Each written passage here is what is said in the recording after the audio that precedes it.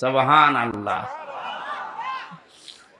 সুতরাং যিনি পালিয়ে গেলে তিনি সহ যারা দোসর ছিল, জালেমদের বড় বড় দোসরগুলো, যারা সরাসরি গণহত্যার সাথে জড়িত, 1150 মানুষ হত্যা করেছে এই দেশে 5 তারিখের আগ পর্যন্ত।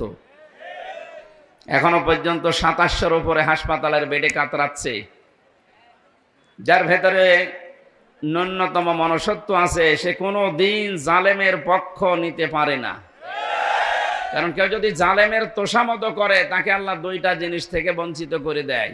1 নম্বরে সে মরণের সময় ঈমান পাবে না, 2 নম্বরে ওর জন্য নবীর সুপারিশ হারাম। এখনো পর্যন্ত যারা জালেমের সাফাই গাচ্ছেন, তোষামতি করছেন, তাকে সাহস যোগাচ্ছেন যে আপা ঘাবড়াবেন না, আপনি ঘাবড়ালে আমরা নরম হয়ে যাই, আপনি মানুষ আছে না, আর আপনি তো জানোয়ার হয়ে গেছেন।